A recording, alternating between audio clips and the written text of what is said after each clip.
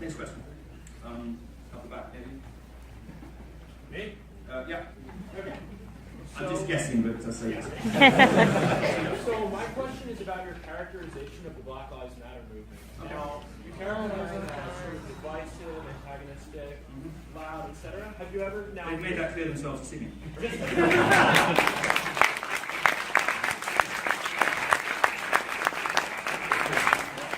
Two questions so we're on the same page. Have you ever heard of the Harvard implicit biases test? No. Okay, so what they do essentially is you can go on their website and you can take a test which shows what you associate with people of different creeds, colors, genders, etc. And they've been doing this for years, scientifically controlled study, very reliable, and it turns out that nearly everyone thinks black people, just by virtue of being black, are loud, divisive, antagonistic, etc. So to me, what that tells me is that, you know, they're probably not, and we just perceive them that way for whatever reason. So my question is, why are you so confident in your assessment of Black Lives Matter when almost all the scientific evidence shows us that we misinterpret black people? Well, that's not what the study of the study says. It says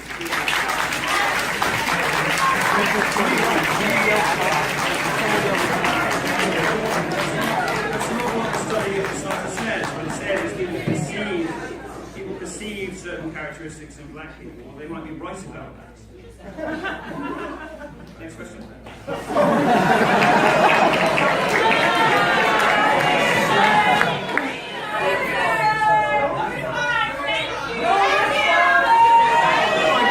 gave a response when I said. Let him talk! I gave a response when I said unless you believe. Given the segregation in this country, it's not unreasonable to assume that different speech codes have evolved between different racial groups and different cultural milieux give rise to different sorts of interpersonal behaviours. Certainly, we know that black people use Twitter differently, for instance. The way they use it, there are metrics on this. There's plenty of research to show how black Twitter operates differently, linguistically speaking. They use hashtags differently.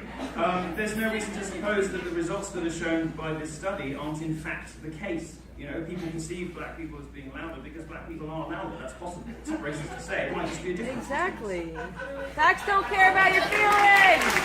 Yeah. There you go. I should say that. If you want the fuller answer, John. Who are the loud ones tonight, though? Another question, please. Yeah. So, earlier in the talk, two-part question, but they're related. Earlier in the talk, you mentioned something about statistics and rape and how they're not different in colleges. And I'm interested in that because I've been made to believe that I am a rapist when I have never raped anybody. And it's a stigma that I would like to dispel with statistics. In addition to somebody who wishes to want to look at facts, like you've looked at facts, how do we start if college isn't a safe place to look at these types of ideas? Well, distressingly, colleges are not a safe place to examine these ideas because you will get shouted down and you'll get called a bigot and misogynist and a sexist for examining these numbers. Now, we're expected to believe by the left that American university campuses run by liberals are hotbeds of rape and racism. We're expected to believe that the levels of sexual assault on these campuses are, as I said earlier, comparable to the Congo, where rape is used as a weapon of war. This stuff doesn't stand up to basic scrutiny. It's the result of advocacy research and credulous journalism. I think the smartest thing we can do is rely on the gold standard of statistics, which is the Department of Justice, which say, by the way, it's not great reading, let's be honest with one another. What the Department of Justice says is that it's not 1, 2, 3, 4, or 5 women who are sexually assaulted on campus. It's probably more like 20 or 30. That's something to be proud of, by the way. But certainly we can't fix the problem unless we understand the scope of it. We can't understand the scope of it if we keep lying about it. And progressive activists have been lying about it for decades. They've shown no interest in correcting the facts when it's clear that they're lying about it. My advice to you, I'm sorry to say, and I'll echo something that Ben Shapiro said at his Missouri speech. My advice to you, I'm sorry to say, universities, keep your head down and get your education.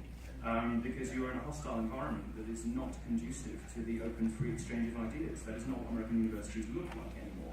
I would encourage you to do the best you can to keep your head down, get a good qualification, get out into the world of work, and change the world another way.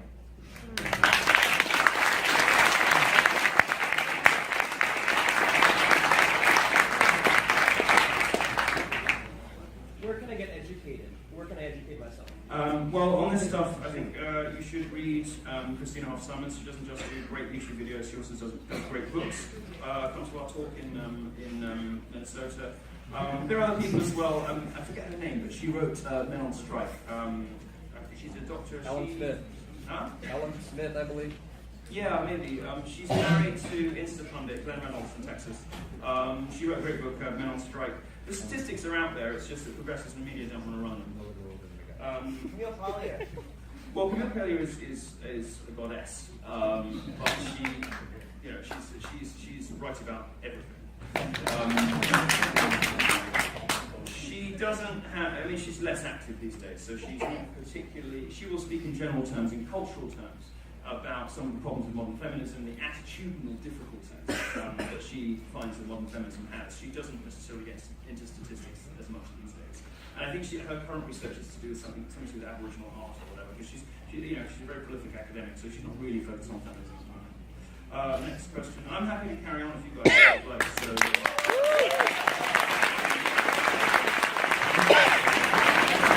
carry on until we get to go now and get some understanding.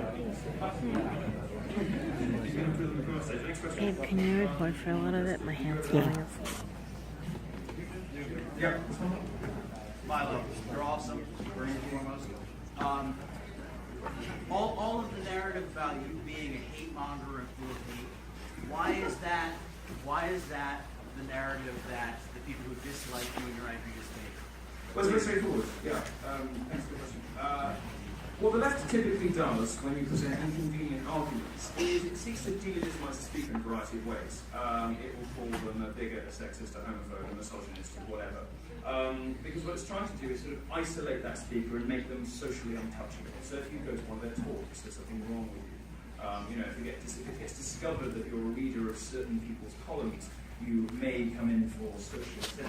This is how the left operates. It doesn't like to interrogate arguments, it prefers to interrogate people. So feminism wants to interrogate gender, Black Lives Matter wants to interrogate skin colour, neither of them are very good at debate, neither of them are very good at facts. So instead of... Proving him right. You know what a debate is? I was about to make a point about shouting down, but I don't need to.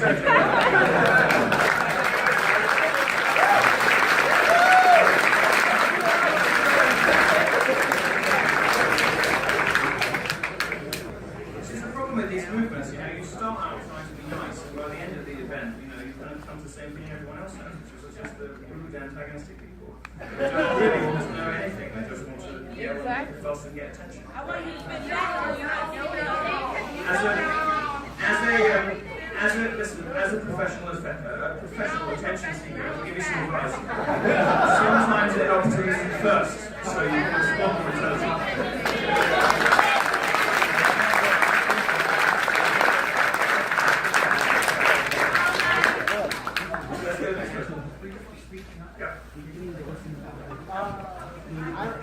I'm a senior in high school. Shut up! Let him talk! Shut up! Let him talk!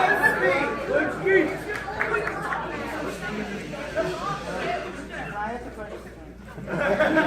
I'm a senior in high school, and unfortunately, unlike my friends back here, I can't find my white privilege. Like, I don't have a lot of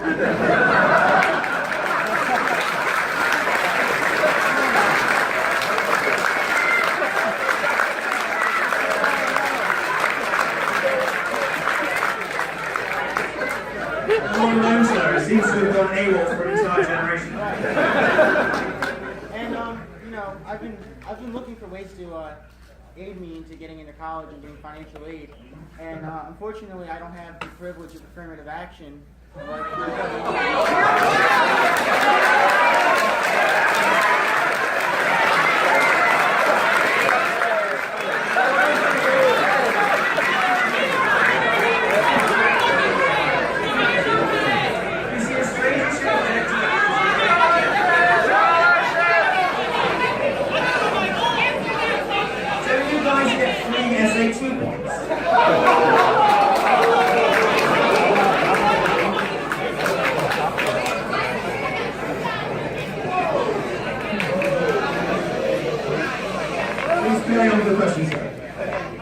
Or my other option is I could pull a Sean King and claim I'm transracial and. I too have always believed I ought to have been all that. we may not be able to go the same way as.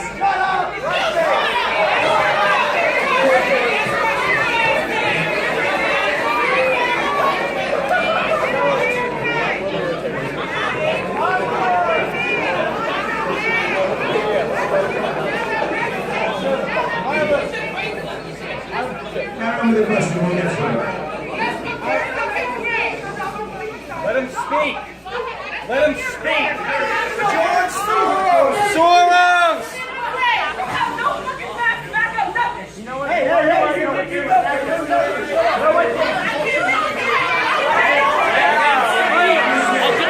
I'll give you back the money later. Don't worry about it.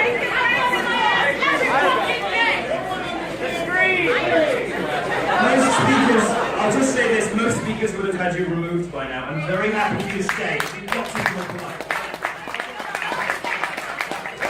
If you don't want to be here and you don't want to listen, leave. If you want to be here, be polite.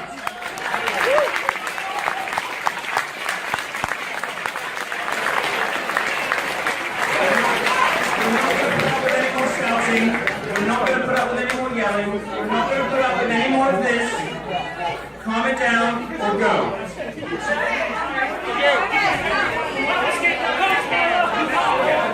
Let's go.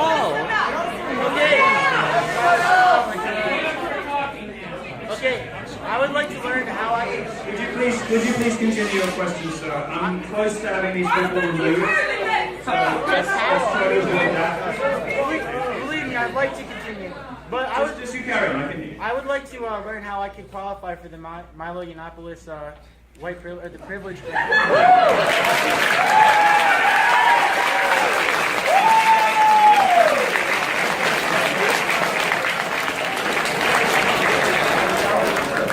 I think you have.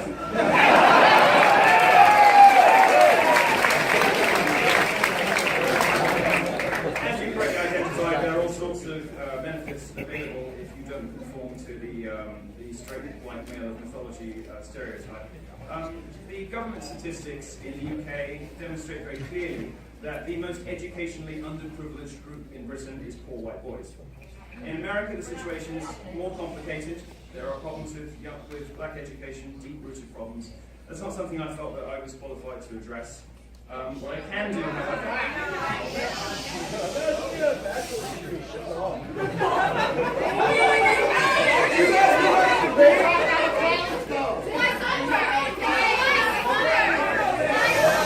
George Soros. Soros. how does it feel to be funded by an old white man?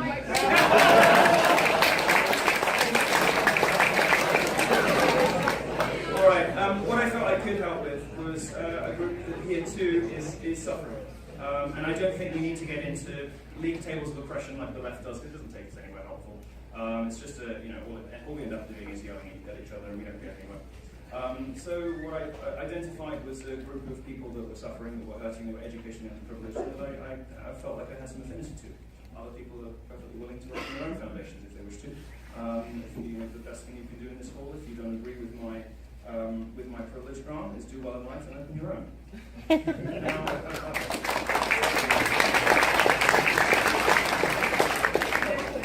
Certainly, if you're a woman in the audience, you are a white, Western, middle-class woman. You're the most privileged group in the history of civilization.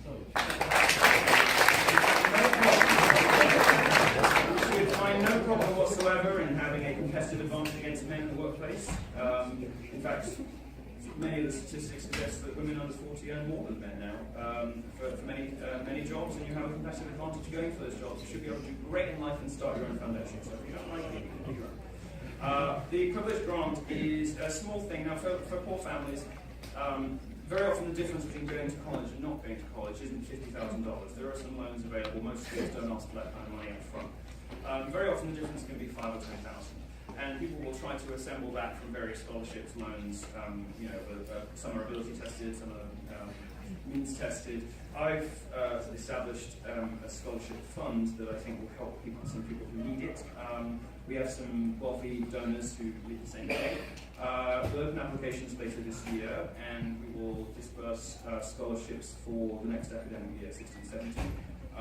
It's $2,500. We're going to give 50 of the way in the first year, 100 in the second, and 200 in the third. So if you have, if you are looking to apply to college in the next 3 years, then you will be eligible. So look out for details, and we'll be happy to give you our money.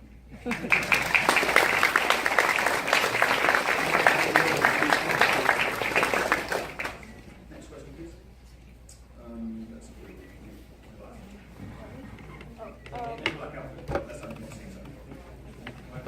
Okay. Yeah. Yes, Okay. sorry. First, your hairline looks fantastic tonight. You're welcome. As a white middle class My woman, I scalp have to is like comment. Vietnam up